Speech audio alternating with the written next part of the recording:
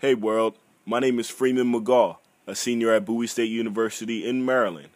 I came into the university studying criminal justice, but as a seasoned DJ, I became interested in the radio broadcasting program. Soon, I got picked up by the communications department as a result. I did my research on the history of Bowie's radio broadcasting, and it seemed like a promising venture.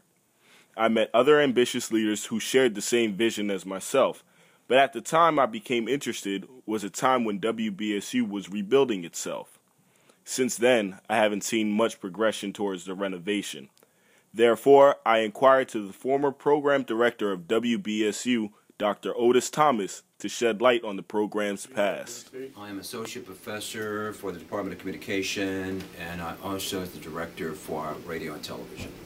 The radio station labs, the educational environment, was here when I got here. And it had basically old technology in those days. As that relates, we had to overhaul that technology and upgrade that technology to bring it into this century. And as you know, technology changes. So we gave it a call letter related to the school, had a call letter. And we created an environment of real-time radio.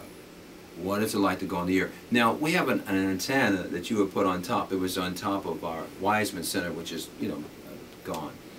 And that antenna would allow that signal to bounce around. So you could actually sit in your car, like in front of the signal, or maybe even 197, and it would bounce and you could hear it for these small stations. And we did that for a very long time, and that worked. That gave students an opportunity to get real radio, what it's like to be live on the air, what it's like to deal with the very tight format. We didn't want the students to leave Bowie and go to like a Radio 1 and they didn't have hands-on experiences from their own institution. What does it feel like to go on the air for 4 hours, 2 hours straight, 4-stop sets? With that being said, Bowie offers a first-level radio class, also known as Radio 1, but does not continue after that, such as a Radio 2. Because as time changes, staff changes, and communication changes. With the big switch from the Wiseman Centre to the new Student Center, the Bowie radio broadcast program had to be put on hold. The big switch moved the radio station to the Martin Luther King Arts Building because there was no space reserved in the new Student Center. Promising change had occurred when administration hired a new department chairperson, Dr. Pamela O'Brien, and Bowie radio broadcast coordinator, Professor Kendrick Kenny. I received a brief moment to sit down with the young professor about the future plans with the radio station. I have really big plans for the next 3 years regarding radio. Just radio in general kind of has a new medium, which is digital medium. So working on right now, just conceptually building a website, a platform where we can have student radio segments online. So viewers, listeners can see simulcast and listen to what our students, have to say, and they kind of get to brand their own show. Because I think branding as far as radio is very important.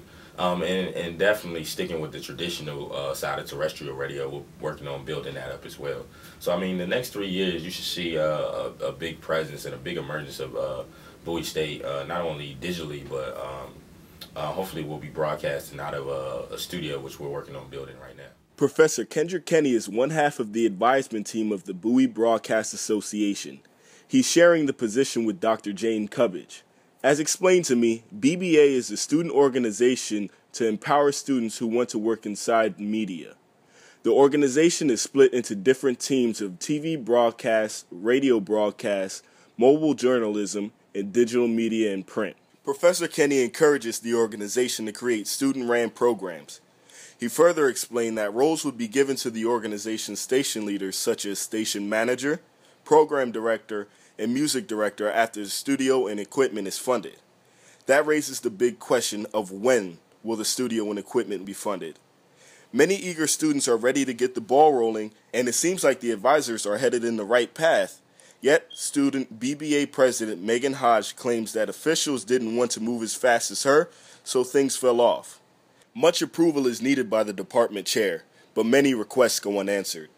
Not only is the absence of a Bowie radio broadcast hindering the educational and experience aspect of broadcast students, but it also has a negative effect on campus activities. Bowie having a radio broadcast program would definitely help out the student body, because marketing is all about getting information across. And right now there are not very many avenues for information to be disseminated towards students, especially since that we're a commuter campus. So that's just another large avenue that commuters can access, as well as residents. The benefit of a radio broadcast program in terms of outside students and attracting them to Bowie State events is that a lot of the information that we do put out can only really be accessed by current Bowie State students. They're on, like, we usually do flyers, and of course flyers only put around usually on campus or in the local community, but a radio broadcast program can allow so many different people to access the information that we have, be aware of the programs that we have, and just give them another avenue to receive information. Not having a radio station on campus hindered us as a whole, because it didn't allow students to tell us what they wanted to see out of SGA, and it didn't let SGA let the students know what we were doing for them. For more than half a decade, Bowie State University has been without a radio broadcast. This affects the communication program and the marketing of our university as a whole. We don't want to be behind competing institutions. So as faculty, staff, and students, we must mobilize to keep our broadcast program on the right path. And once on its feet, Bowie's radio broadcast will become an unstoppable locomotive.